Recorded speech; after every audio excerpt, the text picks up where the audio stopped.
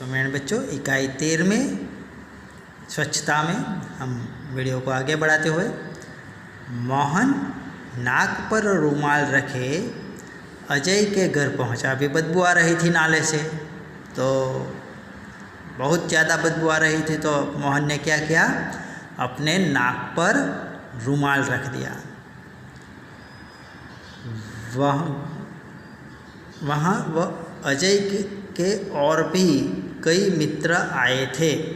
अब अजय के घर पहुँच गया तो उसने देखा कि अजय के घर, यहाँ ये अजय का घर का माहौल है, तो वहाँ और भी कई बच्चे आए हुए थे। अजय ने केवल मोहन को तो निमंत्रित नहीं किया गया होगा, और भी उसके दोस्त हो गए, तो सभी को निमंत्रण भेजा, तो वो सब आ गए थे। अजय ने मोहन को अपनी माँ और पिताजी से मिलाया। अजय की दादी जो बीमार थी, मोहन उनसे भी मिला।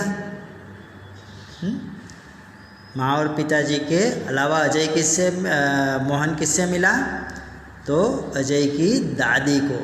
दादी क्या थी, बीमार थी। जहाँ गंदगी हो वहाँ बीमारी तो फैलनी है। मेज पर खाने की चीज़ें रखी थी जिस पर बार बार मक्खी आ जाती थी। अभी गंदगी है पूरे मोहल्ले में, तो मक्खियाँ घर में भी आ जाएगी, तो अजय के घर में भी खाने की चीज़ पर मक्खियाँ आ जाती थी।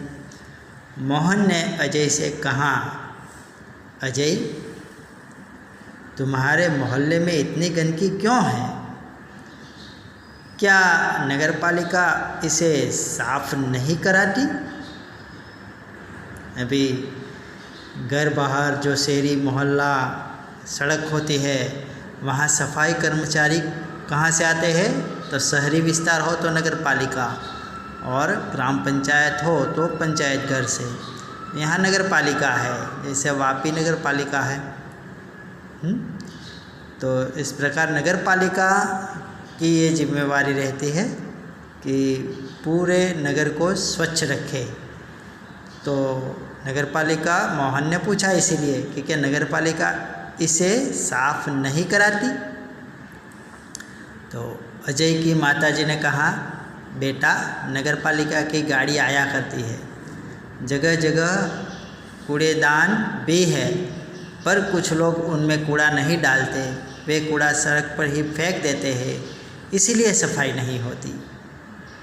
तो यहाँ अजय के मोहल्ले में सफाई नहीं होने का मूल कारण अजय की माताजी ने बताया कि भाई नगरपालिका की गाड़ी तो आती है, कूड़ेदान भी रखे हैं, लेकिन लोग जो है वह समझते नहीं और इधर उधर कूड़ा फेंक देते हैं, सड़क पर भी कूड़ा फेंक देते हैं।